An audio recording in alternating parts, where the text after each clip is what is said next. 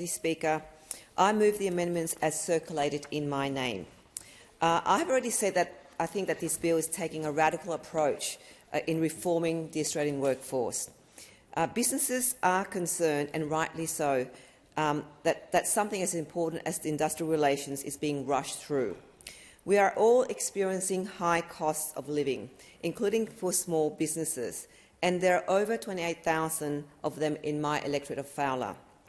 A small business in my electorate of Fowler told me recently that they are doing it tough as they are squeezed at both fronts as a consumer and a supplier of goods and services. They're a pastry shop and they have had the supply cost of icing sugar increased by 43% and jam filling by 41% in the past 2 years to September 2023. In the same period, they were only able to increase their price by 11% to partially recover these increases. They're also seeing an increase in insurance premiums, which had the third highest inflation increase of 8.6%. Many residents are taking risks as they cannot afford insurance, and they're not taking out insurance either. And the instant asset write-off for small businesses. This was due to drop from 150K to 1K, but was scaffolded with a temporary increase to 20K for this financial year. These are some of the challenges of my local businesses and that they're experiencing.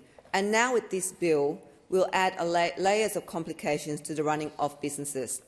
I understand that the Minister has been in small business, but running businesses today with the increased costs in wages, in ingredients, in insurance, in rents, in deliveries of goods, just to name a few, are vastly different to running a small business decades ago or even pre-COVID.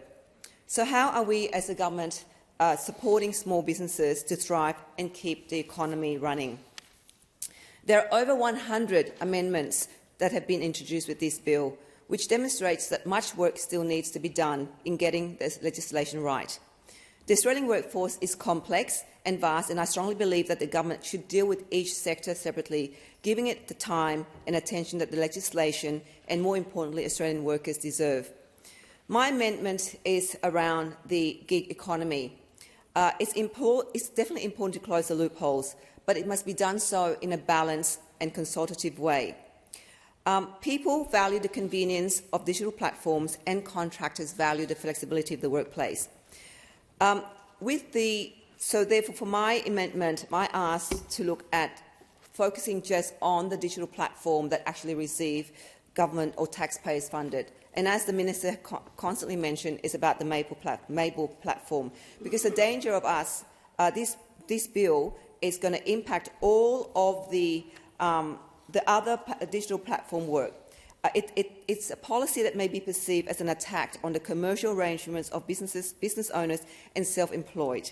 The essence of the gig economy is that people can choose to be their own boss and can dictate their own schedule without the intervention of others. Contractors post their services on platforms like Airtasker and OneFlare, and free for all to click to engage if they so wish. This is their prerogative. However, I recognise the regulation of specific areas of digital platform work may prove beneficial, which is Mabel, which is one of those sectors. So I ask the government to really consider, in terms of this closing the loophole bills, and because it was rushed through yesterday, obviously many of us in the independent crossbench haven't had the chance to really study it all, and I don't know if in your amendments, 100 or so amendments, have taken into consideration the digital and the gig economy, and that the focus should be targeted only on the platform that receives all of the taxpayers-funded money. Thank you, Minister.